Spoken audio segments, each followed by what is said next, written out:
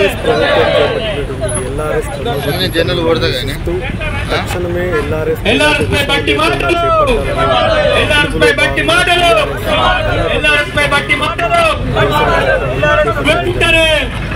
వరంగల్ పశ్చిమ మాజీ ఎమ్మెల్యే దాసరి వినయవర్ధన్ ఆధ్వర్యంలో బీఆర్ఎస్ కార్యకర్తలు పెద్ద ఎత్తున నిరసన కార్యక్రమంలో ధర్నా కార్యక్రమంలో పాల్గొనడం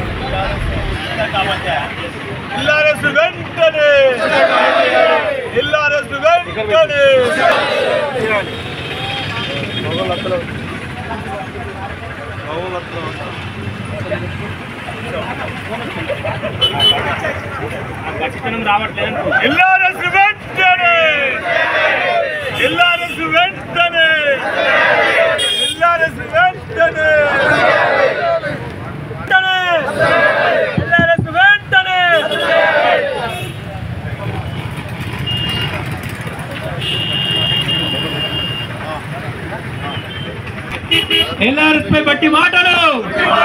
ఎల్ఆర్ఎస్ పై బట్టి మాటలు ఎల్ఆర్ఎస్ వెంటనే ఎల్ఆర్ఎస్ వెంటనే 2 పథకాలు కూడా చక్కగా పూర్తి కాలేదు. ఇంకా 4 పథకాలు కూడా పూర్తి కావడానికి ఆ రోజు మన మాజీ ముఖ్యమంత్రి గౌరవనీయులు కేసీఆర్ గారు ఎల్ఆర్ఎస్ ప్లాట్కు 1000 రూపాయల చొప్పున కట్టించి క్రమబద్ధీకరణ చేసి మన యొక్క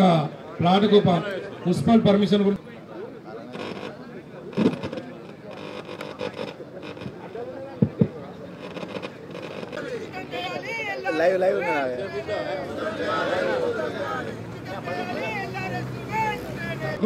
ఈ ధర్నాలు ఇట్లే కొనసాగుతాయని తెలియజేస్తూ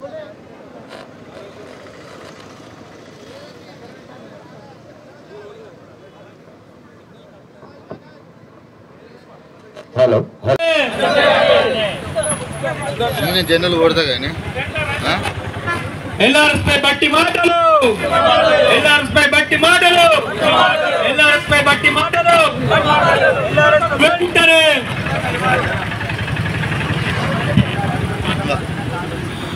సునీలేనా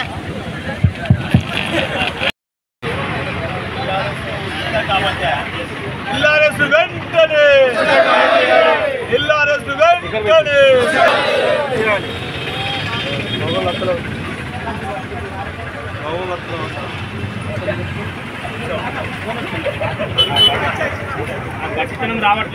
ఎల్ఆర్ఎస్ వెంటనే ఎల్ఆర్ఎస్ వెంటనే ఎల్ఆర్ఎస్ వెంటనే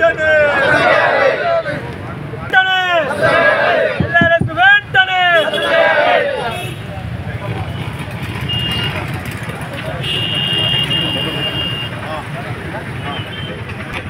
ఎల్ఆర్ఎస్ పై బట్టి మాటలు ఎల్ఆర్ఎస్ పై బట్టి మాటలు ఎల్ఆర్ఎస్ వెంటనే ఎల్ఆర్ఎస్ వెంటనే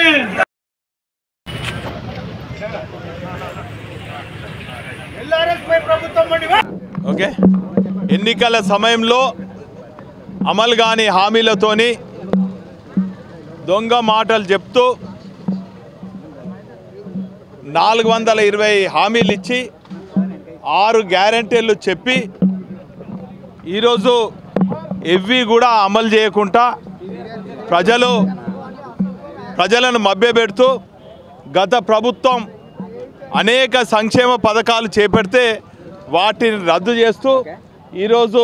గత ప్రభుత్వం బీఆర్ఎస్ పైన బురద జల్లే కార్యక్రమం చేయటమే కాకుండా గతంలో అక్టోబర్ 2020 రోజున గత ప్రభుత్వం లేఅవుట్ రెగ్యులరైజేషన్ స్కీమ్ను అమలు చేయాలని చెప్పి నిర్ణయం తీసుకుంటే ఆనాడు ప్రతిపక్షంలో ఉన్నటువంటి ప్రతిపక్ష నేతలు ఉత్తమ్ కుమార్ రెడ్డి అయితేనేమి, కోమటిరెడ్డి వెంకటరెడ్డి అయితేనేమి, బట్టి విక్రమార్కం అయితేనేమి కాంగ్రెస్ ప్రభుత్వం అధికారంలో వస్తే ఎల్ఆర్ఎస్ను ఉచితంగా రెగ్యులరైజ్ చేస్తామని చెప్పి ఈరోజు మాట మార్చి 20,44,000 మంది ఎల్ఆర్ఎస్ కింద అప్లై చేసుకుంటే పేద మధ్య తరగతి కుటుంబాలను ఆర్థికంగా భారం మోపే విధంగా రాష్ట్ర ఖజానాను నింపే విధంగా 20,000 కోట్ల ఆదాయం వచ్చే విధంగా పేద మధ్య తరగతి పైన భారం మోపే ఈ చర్యను బీఆర్ఎస్ పార్టీ వ్యవస్థాపక అధ్యక్షులు కేసీఆర్ గారు, వర్కింగ్ ప్రెసిడెంట్ కేటీ రామారావు గారు ఇరువురు కూడా ప్రజల పక్షాన మనం నిలబడాలని చెప్పి ఈరోజు తెలంగాణ రాష్ట్ర వ్యాప్తంగా అన్ని నియోజకవర్గ కేంద్రాలలో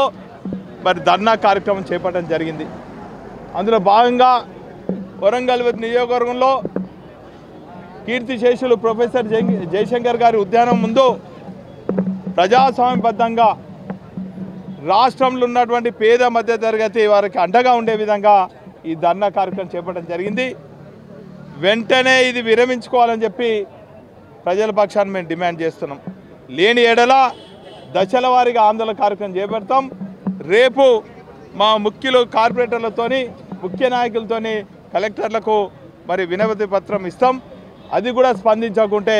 ఖచ్చితంగా దశల వారీగా మా ఆందోళన చేపడతామని కూడా ఈ సందర్భంగా తెలియజేసుకుంటాం.